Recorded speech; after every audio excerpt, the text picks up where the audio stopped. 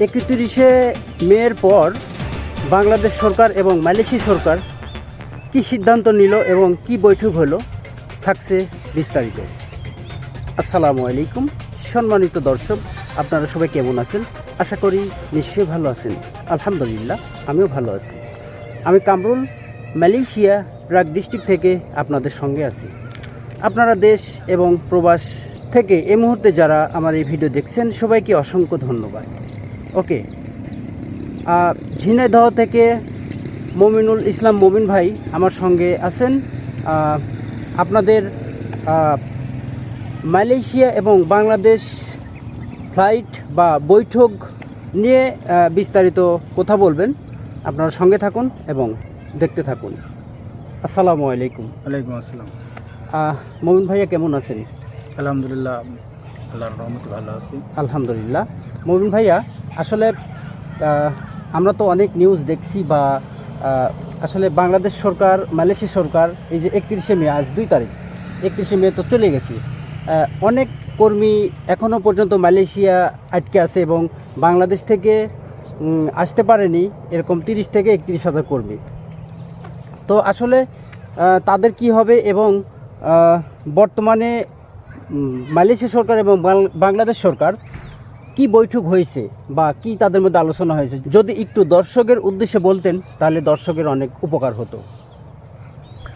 আসলে বাংলাদেশে নতুন যে কলিংয়ে লোক আসছে, ইতিমধ্যে আমরা জেনেছিলাম যে 31শে মে লাস্ট ফ্লাইট ডেট ছিল এবং মালয়েশিয়া সরকার এটা স্বঘোষিতভাবে আইন জারি করে যে 31শে মের পর আর ফ্লাইট চালু হবে না, এই শেষ লাস্ট ফ্লাইট 31শে মে।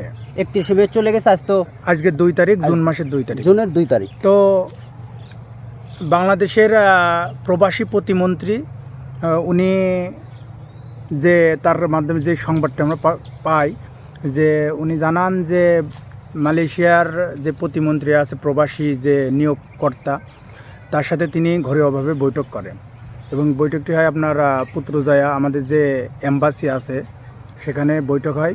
বৈঠকের পর প্রতিমন্ত্রী বলে যে আমার আরও কিছু সময়ের দরকার, যেহেতু বাংলাদেশে আপনারা জানেন যে এখনও ই ভিসা যাদের সম্পূর্ণ কমপ্লিট হয়ে গিয়েছে কিন্তু টিকিট হাতে পাননি বা ম্যান পাওয়ার আসেনি, কিন্তু সব ভিসা প্রসেসিং হয়ে গিয়েছে, ভিসা হাতে পেয়ে গিয়েছেন।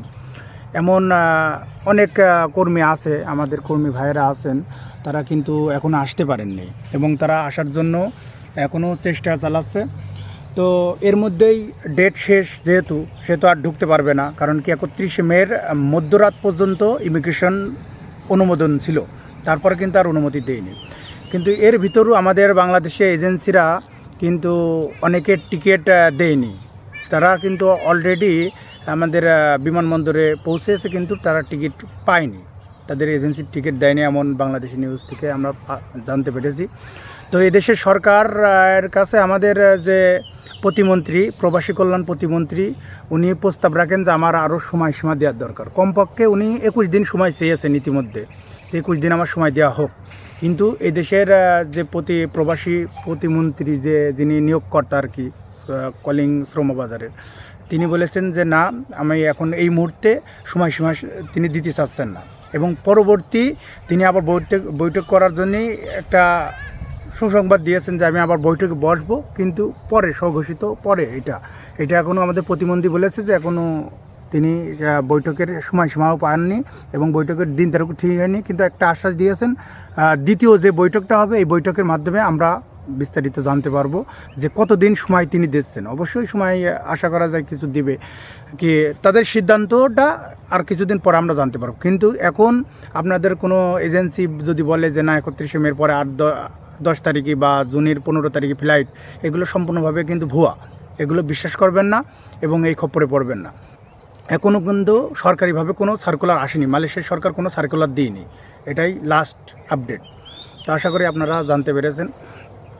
ওকে প্রিয় দর্শক, আসলে অনেকেই এরকম বলেছেন যে ভাইয়া 31শে মের পর রিক্রুটিং এজেন্সি বলেছেন আমাদেরকে ফ্লাইট দিবেন। তো আসলে আজকের যে ভিডিওটা শুধু সেই ভাইদের জন্য। অনেকেই বলেছেন যে ভাইয়া আমরা কি 31শে মের পর যেতে পারবো নাকি বা সময়সীমা বাড়াবে নাকি। আসলে সময়সীমা বাড়ালে নতুন কিছু আপডেট আসলে অবশ্যই আপনাদেরকে আপডেট দেওয়ার চেষ্টা করবো ইনশাল্লাহ। ওকে প্রিয় দর্শক, আপনারা দেখছেন কামরুল মালয়েশিয়া প্রবাসী ইউটিউব চ্যানেল এবং ফেসবুক পেজ।